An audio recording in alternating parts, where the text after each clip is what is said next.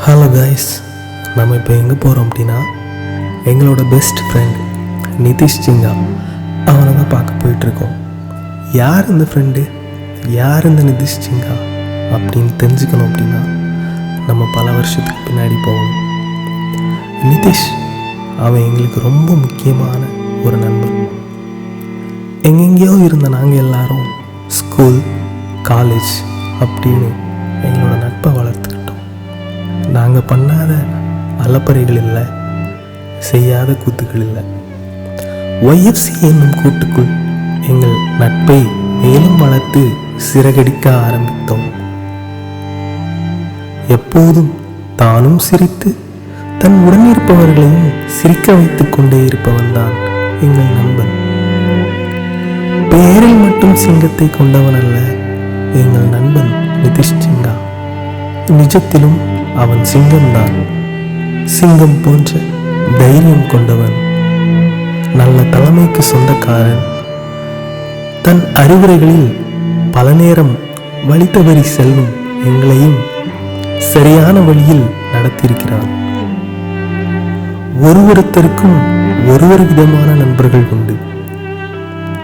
எங்கள் நண்பன் மது, மாது என எந்த பழக்கமும் இல்லாத சாது. அவனிடம் கொஞ்ச நேரம் பேசினாலே எங்கள் கவலைகள் பறந்து சென்றுவிடும் அவன் சிரிப்பால். அரட்டைகள் பல அடித்தோம், ஒன்றாக ஊரை சுத்தினோம். மாலை பொழுதானால் பள்ளிவிளை ரயில் நிலையத்தில் எங்கள் நினைவுகளோ பல பல, சொல்லி முடியாது. எளிமையானவன், அன்பானவன், ஈகோ காட்டிக்கொள்ளாதவன், மிகவும் திறமையானவன், பாடுவதில் வல்லவன். ஒரு குட்டி கிட்டார் ஒன்றை வாங்கி கொண்டான், அதையும் கற்றுக்கொண்டான். கிட்டாரையும் இசைத்து பாடி மகிழ்வதில் அவனுக்கு ஒரு ஆனந்தம். எங்களுக்கும் ஊக்கம் தருவான், கற்றுக்கொள்ளுங்கள் என்று. இப்படியே சந்தோஷமாய் 100 வருடம் வாழ்ந்து விடலாம் என்று நினைத்த போது அந்த கடவுள் அவனுக்கு கொடுத்த கால அவகாசம் முடிந்து விட்டது போல சென்று விட்டான், தனியே விட்டுவிட்டு. ஆம், அவனைதான் சந்திக்க வந்திருக்கிறோம். அவன் வீட்டில் அவனோடு ஆடி பாடுவதற்காக அல்ல, அவன் நினைவு வீட்டில் அவன் நினைவுகளோடு விளையாடுவதற்காக. நண்பா, சேர்ந்து பழகிய நாட்கள் மட்டும் எங்கள் நினைவில். எல்லோரையும் நேசித்தாய் வெறுப்பின்றி, எல்லோரையும் நேசித்தாய் வெறுப்பின்றி, எல்லோரையும் நேசித்தாய் வெறுப்பின்றி. எதிரியே ஒருவனாயினும் உண்டோ, எல்லாம் உன் சொந்தமே நண்பா.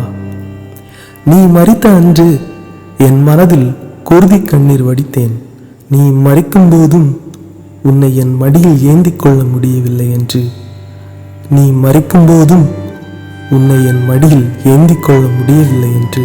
ஒருவேளை தீமை சூழ்ந்த இந்த உலகத்தில் கரைபடாத நீ கரைபடாமலே என்னிடம் வந்துவிடு மகனே என்று அந்த இறைவன் கூட உன் மீது நட்பு கொண்டு உன்னை அவன் பக்கமாக இழுத்து கொண்டானோ நண்பா.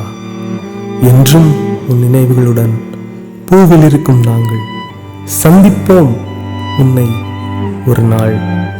அதுவரைக்கும் நீங்காத ஒரு நினைவுகளோடு நாங்கள். We miss you.